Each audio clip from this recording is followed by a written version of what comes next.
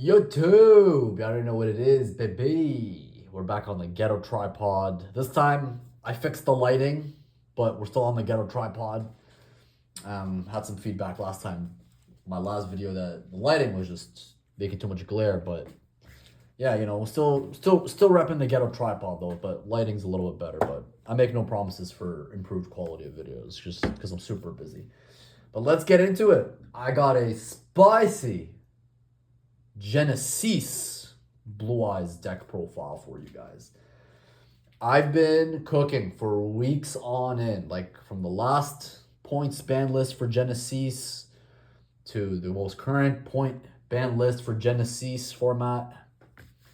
And yeah, like I've tried different things. I've tried hand traps, I've tried breakers with Blue Eyes, tried like the Pot of Greed with Extravagance build. I tried also the Typhoon package to draw or board break with MST. I've tried a couple of different variants, guys, and I don't know if there's like a correct mode with this deck, a correct approach, but here's what I landed on from just various testing online and why I think this version is probably the most powerful, and what are some of, I think, like the crux or the Achilles heel of this archetype, I think, in general.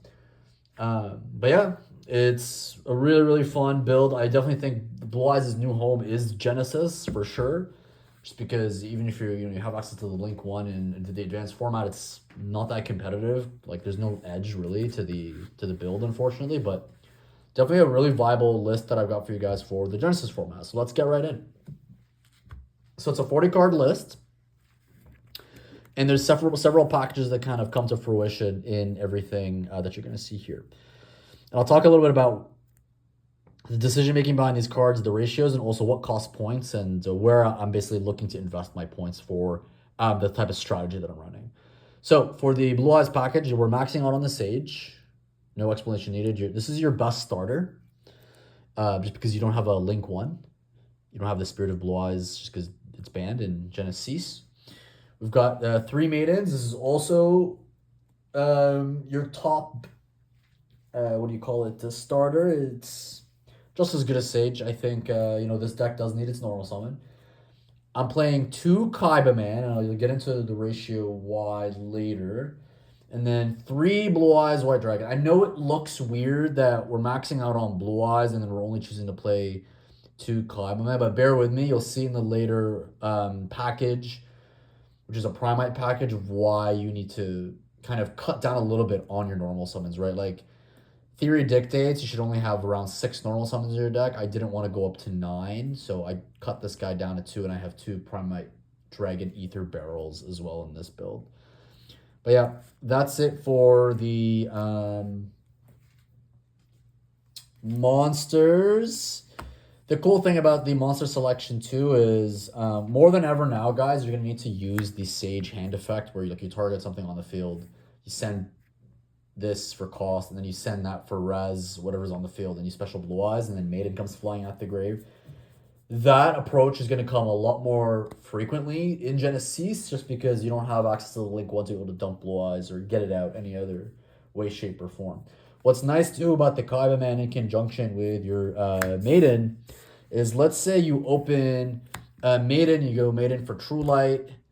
What then you can actually do is not worry about using True Light into Wishes to get your Roar to special out Blue Eyes sideways, but you can actually make this your normal summon, and then this can add, eventually, once you get your Wishes set up and it resolves off of the True Light, you're able to then add, your Veiler, or potentially like another Sage if you want to extend into another Blue Eyes Spirit Dragon, and then also add your Majesty of Blue Eyes White Dragon. So really nice extender, but him on his own, I didn't want to max out on him because, God forbid, like you have Sage in hand or some other starters that we're going to talk about to get you into Sage. He's actually then going to be irrelevant. He's going to be your fodder for Wishes, if anything, because on his own, he is a Spirit Dragon, yes, but we want access to True Light in any way, shape, or form, because True Light is your recursion to be able to go into grind game. But yeah, that's it for the Blue Eyes Engine monsters. Now for the Blue Eyes Engine spells, we got the Roar, One wishes, because this card is hella expensive, guys. I'm playing the Ultimate Fusion as well as the Majesty, and of course like the one True Light. There is a case for another True Light because this thing gets Cosmic to Oblivion, so we do definitely lose to Cosmic, and we will be losing, unfortunately, to Ogre, which is now at 3 points. So definitely something to consider before you go to town on this deck at your next like competitive um, Genesis tournament or anything like that. But there are ways to actually play around Ogre. If this thing does get Ogre, you still land on some form of interruptions. Like for example, if you open Maiden as well as Kaibaman, definitely playing through Ogre on True Light simply because you're able to actually set up Blue Eye Spirit Dragon with Kaibaman and Maiden before you even access any kind of sets of the True Light. So that is one way to do it. Or if you open a lot of Sages as well, then you're able to do that type of line where you're kind of insulated against Ogre should they decide to Ogre your True Light. And of course, 3 pair erase is essentially Bonfire to get you access to either Maiden or your Sage. More often than not, it's going to be Sage. But if you're scared of Droll, you might be able to just add the Maiden. You get Drolled, you summon Maiden effect off the field because you don't have to just pitch her. She can be normal summoned as well. Because the restriction of this card is it needs to be a normal summon for you to actually use the effect. I want to talk a little bit also about the Ultimate Fusion. The reason why we're actually playing this is for another package. I am playing the Typhoon package to be able to draw to. So I kind of went back and forth in terms of what kind of list I wanted to play. So I was actually playing at one point a lot of quick plays just to make the most out of the draw 2 power of Typhoon, this card. But I found that like Typhoon with a lot of breakers was a lot of good board presence, and breakers are actually naturally expensive. So think about like Book of Lunar Eclipse, for example. That one's a free one. You got to discard a card. Like that's pricey, and we're already discarding something off wishes. You also have like, I don't know, Enemy Controller. You got to tribute something off your field. Well, that's expensive. We don't always have something to tribute. So I found like you just actually playing this not only potentially gave you an added interruption, another way to make Tyrant and blow something up on the board. So it's good actually going first and second. But if you're not getting drolled, a lot of times actually, if you have enough interruptions in board presence, you're actually able to convert this into a draw 2 because this list is playing a lot of hand traps.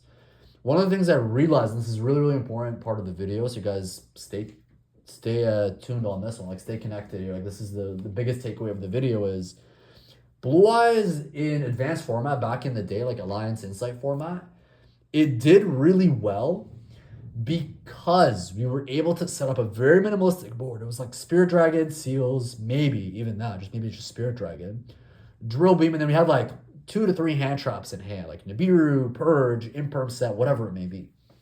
So I wanted to actually replicate that as much as possible for Genesis because in reality, like everybody and their grandmother are on breakers, right? Like the Blue Eyes board loses to Kaijus. It loses to Dark Ruler No More. You could get easily super polyed as well.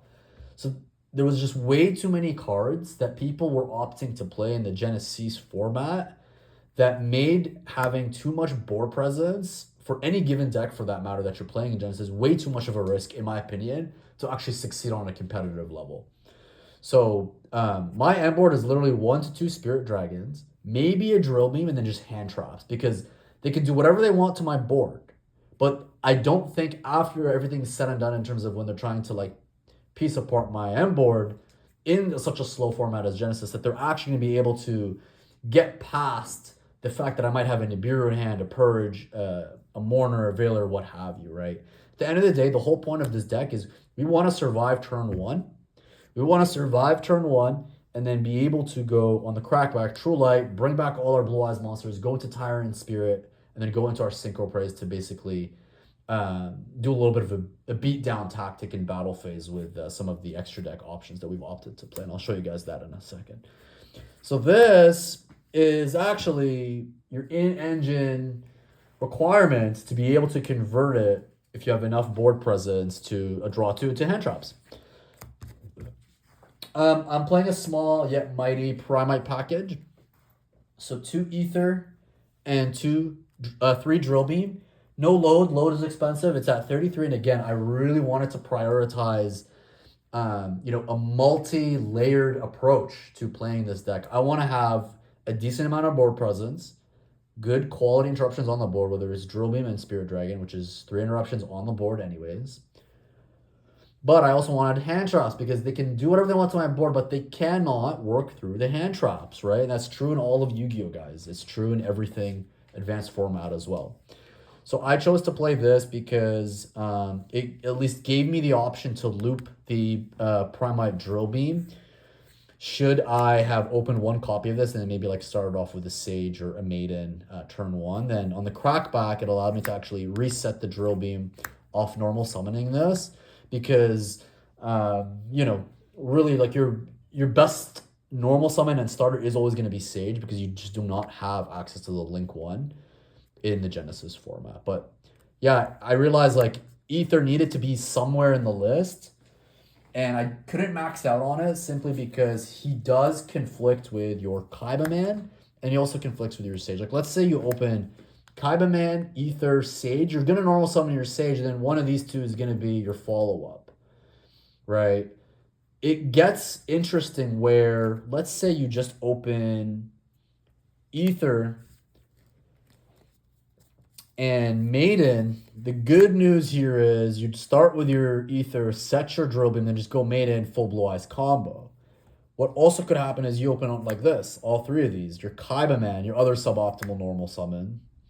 Ether, you're also another suboptimal normal summon because it's not as much interruptions as your Sage. But then you have Maiden. And in this case, I would actually probably go for the Ether if I didn't hard open a Drill Beam. And then I would go for Maiden and just set up my Blue Eyes combo that way. If I had this, for example, though, which is, it could happen. It is in this case a 4-card combo, but it could happen. You are playing multiple copies of these cards. What I would do is keep the Ether in hand because we can just naturally set our Drill Beam and have the element of surprise. Go Maiden as first action. Second action, Kaiba Man to be able to go into Spirit, insulating you from an Ogre on your True Light, right? So that's just the way I'm thinking about it, is your Sage and your Maiden summons and effect resolutions need to resolve. If True Light resolves, we're in business. If Wishes is resolving, we're also in business. But then you also have at your disposal some additional end board pieces that you can get access to on their own as starters with Ether, Kaiba Man, and just if you open the Drill Beam as well. Nice. So that's it for the Primite package. And again, we are playing a small but mighty Radiant MST, I guess a Typhoon Vision package. Just one MST and the 3 Typhoons. And again, like I don't want to, like sometimes it comes up that you're able to shotgun this and draw, but the reality is I found, if you're not getting drolled, you're actually able to have a pretty good end board, get access to this, dump this for your discard, because it's not better inherently than Majesty, right? Your other pop interruption. And then you're able to convert this because you can get in-engine access and get a draw 2 into hand traps after your combo is done, after your deck is like this thin from all the different cards that you're going to exhaust from your deck to just get your Blue Eyes, your minimal Blue Eyes field out on board. At worst, also, like if you absolutely think like you need to be outing a certain element of your opponent's back row, then just you shotgun this and draw and add MST, and then just snipe whatever you need to snipe. So it's also, in a sense, not just a pot of greed, but it's also going to be, 4 copies of MST for back row hate. So yeah, that's that. And now, guys, because we've just saved so much points on our non-engine count, because you can get away with playing one wishes. If it gets Ash, so be it. You might still be able to extend into Spirit, and then on Crackback, go True Light into like Roar, or True Light to Special Blue Eyes, trigger the Maiden, stuff like that. But I wanted the rest of my points to be on hand traps. Again, we're talking about multi-layering our board presence with in-hand interruptions, right? Like they can beat your board. The trend in Genesis is a lot of like big explosive blowout cards like Kaijus, Lava Golem, Dark Lord No More, Ultimate Slayer. All these cards will terrorize your end board, but they will not be able to do anything about the fact that you're holding on to a Purge in combination with a Nib, in combination with a Mourner, in combination with 2 Ogres, and then your also engine requirement, the 1 Veiler. So yeah, that's like, what is it, 12 hand traps plus another 3 drill beams that you could probably use as board breakers. So yeah, it's quite incredible, guys. Like, that is a total of like 15 non-engine counts that you could have in your deck. Plus, of course, like the Typhoon stuff is another 4 MSTs. So yeah, that's it for the main deck. It's exactly 40. The only thing that costs points in the main deck from engine is the wishes, as discussed. The rest is all just points spent on hand traps. So Nib, Ogre, the 1 Veiler, Mourner, 3 Mourner, and then 3 Purges, because those are cheap. And you needed something actually for Purge, such as Purge, simply because your Tyrant Dragon is going to be able to reset this if you don't think that the Majesty reset is going to be sufficient enough. Okay, awesome. Let's get into the extra deck. So for Axis, we are playing the Indigo, as well as a Slayer target, because it's in the side, the Valon. This could be a Mirror Logic. This does come up when you have 2 Blue Eyes on the fields, or like a level 8 and an actual vanilla, and you want to like negate continuous spells on the field, or you just want to like get a 4K beat stick, bring out a Blue Eyes, get another 4K beat stick, punch for game. It comes up. Yeah, definitely a Genesis card. He's too slow, I think, for advanced, so we've never played him until now. I think his home is in the Genesis format. For fusions, I've got Tyrant, the Neo Ultimate, as well as Garura. You need these, of course, for the Tyrant line, and the Garura is purely a Slayer target. I think you can actually make this with Roar, but I mean, I don't know how effective or fruitful that is. And now for Synchros, because this is primarily a Synchro-based deck, we've got 2 Ultimateness. So this is your Omni Negate on a card activated on the field. You absolutely must be maxed out on the Spirit Dragon. And then your Spirit Dragon targets are as follows. So we're running the Black Rose, the Light Storm, as well as the Ancient Fairy. So there's going to be moments where your actual M-board presence can work up to 2 Spirit Dragons. So that means 1 Spirit Dragon is going to be your Ultimateness. This guy, the Negate. And then that way, because, you know, Ultimateness negates are just once per turn, you're able to then allocate your 2nd Spirit Dragon into a Seals-esque bounce, because you have your dragon here that could potentially bounce a special summoned monster. And then Lightstorm, of course, for backward. And you will often go into the Ancient Fairy Life Dragon to punch for a game in the battle phase. This is what makes this deck a beatdown deck as well. Under 5 summons, respecting Nibiru. Last but not least, we got 1 more Slayer target. This should be Malong. That is the better card. But I'm waiting on my copies to come in the mail, sadly. So the Adignister Monster is fine. Then the last piece of spice, because it's Genesis, I had to play the Vengeance Dragon, because we are playing a whole lot of tuner level 1s, and then we also have access to Nibiru. This means if we nib our opponent successfully, if we combine our nib body with a maiden or a sage, or even Kaibaman, actually, or even your Veiler, I don't know, you could normal summon the 1 Veiler that we're playing. What you're able to do is then convert these 2 bodies, once you go into grind, into 1, a beat stick, but this is quick effect target engraver on the field, a card, push it into the back row. So what this can actually do is actually out the Nibiru token without having to go into Spirit Dragon, tag out into the Red Rose Dragon. But it's literally like using Nibiru gives you access to an inherent out to the big massive Nibiru token that you could be giving your opponent. Or, you know, once you actually do push the token into the back row, which you can actually use this as a form of board breaking abilities in the battle phase. Because this guy says, and he's really, really crazy in Genesis, especially in this deck, is during the battle phase, quick effect, you can target 1 monster and 1 continuous spell on the field, destroy them. So that means the Nibiru token can be popped as the continuous spell, and then it can target something else in the battle phase, such as a monster like your opponent's monster, and then also it can pop it. So it's a spot removal. And it's an inherent out to Nibiru because we're playing 3 copies. And if you're not even using any of that, you could use the quick effect to push back from graveyard or field. So let's say they're trying to revive something from the graveyard, or they stick something in the graveyard to use an effect. You could potentially target it and then push it to the back row, which is a form of removal for that card. During the main phase quick effect, you can target one face-up monster on the field or in either graveyard, place it in its owner's spell, and trap zone is a continuous spell. Really, really broken. Synergizes really well with the fact that we're playing Nibiru.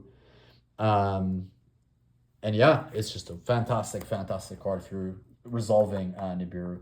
The awesome thing about Nib too in this format, guys, I feel like sometimes it's turn ending. So being able to convert it into a form of interruption and a board breaker is just phenomenal in a format such as Genesys. Side, we got back row hate Trunade. I've got it's a go first card, Gravity Collapse. Basically, you just go Spirit, set this pass, you win, because they'll normal summon something, negate the summon. They're locked out of summoning for the rest of the turn. So really broken for 0 points. Mistaken Arrest. This is also absolutely incredible. I wanted like 6 cards to basically stop my opponent from playing in any given matchup, because it's such a wide format. Genesys, like everybody just plays different decks. So Mistaken Arrest, let's say they go normal summon Alber or normal summon Stratos, whatever, something that adds. Normal summon something that adds. This is Ash and Droll all in one card, because you would wait, keep it set until they try to add something. Let them waste that body and that effect and that activation. They don't get the add, and they're drolled for the rest of the turn while we have an amazing amount of board presence that's just right for us, plus hand traps in our hand. Slayer, of course, because we showed off all the Slayer targets, and then Santa Claus. Ideally, these should be like Kaijus, because if you can't out this, your opponent draws in the end phase, which is not good. But I don't have them, so yeah, these have a pretty weak defense. It's just 25, so you can easily run it over, and it doesn't conflict with the fact that we require normal summon. So you can't play Lava Golem in this, but you can play like Gamma Seal just fine, I think, instead of this. But I just didn't have it. But yeah, anyways, that's it for me, guys. It's a 20-minute video, nice and, informative, yet short and sweet. And yeah, that's all I have for you guys. The Genesys Blue Eyes list that I've been cooking up for you. Hope you guys enjoyed. Like, comment, and subscribe, and I'll catch you guys on the next one. Peace.